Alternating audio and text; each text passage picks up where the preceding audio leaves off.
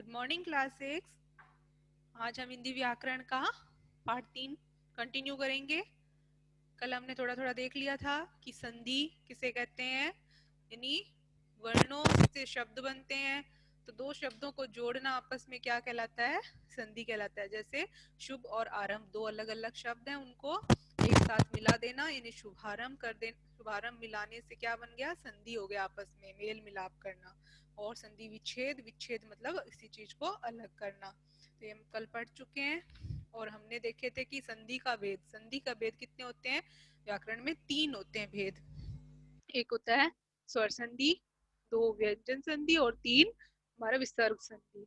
व्यंजन और विसर्ग के बारे में हम आज नहीं पढ़ेंगे। हमने कल पढ़ा था स्वर संधि का पहला भेद। स्वर संधि 5 भागों में बांटी गई है। हमें जब स्वर संधि के बारे में पूछे कि संधि के अंदर जो संधि का पहला भेद है स्वर संधि, उसे कितने भागों में बांटा गया, उसे 5 भागों में बांटा गया है। ठीक है, स्वर संधि। तो 5 भाग कौन कौन से हुए? दीर्घ संधि जो हमने कल पढ़ी थी, यानी दोनों तरफ क्या होते हैं, समान स्वर ही आपस में मिलते हैं और शब्द बनता है नया।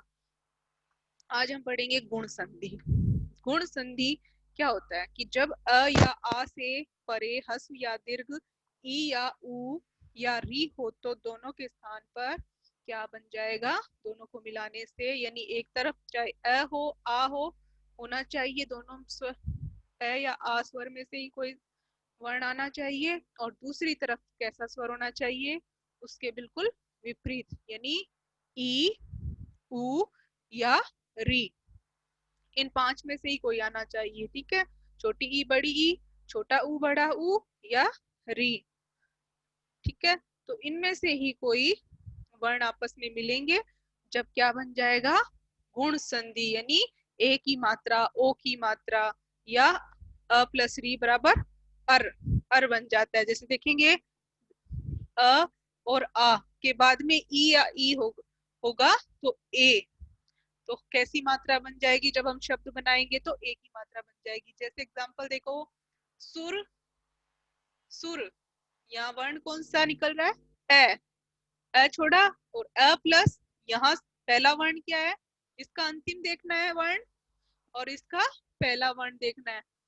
हम संस्कृत में भी पढ़ के आए हैं, इसके जब टुकड़े करते हैं तो कैसे करते हैं, रे आधा छोड़ के प्लस ए करते हैं, जब भी तो रे बनता है पूरा, आधा रे प्लस ए बराबर रे, तो वैसे अ इसमें से बाहर निकालो और ई, तो अ प्लस ई बराबर मिलके क्या बनेंगे, ए की मात्रा का निर्माण करेंगे। यदि अ प्लस उ होता, अ प्लस उ, तो वो उससे क्या बन जाता, ओ की मात्रा बाहर निकल के आती, और री होता तो अर बन जाता। ठीक है, जैसे एग्जांपल नर प्लस ईश, यानी अ प्लस बड़ी ई, तो क्या बनेगा, ए ही बनेगा। ठीक है, दीर्घ ही बनता है, मतलब एक ही बनता है, चाहे छोटी ई हो बड़ी ई हो उससे कोई फर्क नहीं पड़ेगा, मात्रा एक ही, यानी गुण संधि में एक ही मात्रा बढ़ती है। ठीक है, वृद्धि संधि में क्या आ जाएगा, इसके विपरीत आई और औ बनते चले जाएंगे, वो हम बाद में देखेंगे।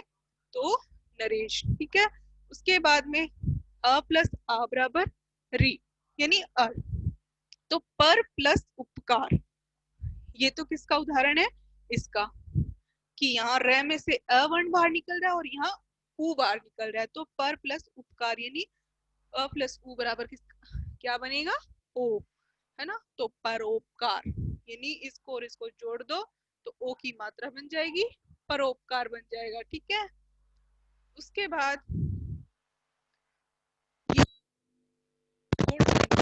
अ प्लस री बराबर अर, जैसे राजा प्लस ऋषि बराबर राजर्षि। ठीक है, एक एग्जांपल और, जैसे वीर प्लस उचित, तो अ प्लस और उसका पहला वर्ड क्या है उचित, तो उ, अ प्लस उ बराबर ओ, यानी र पे कौन सी मात्रा लग जाएगी, विरोचित। और ऋषि, शब्द प्लस ऋषि बराबर सप्तर्षि।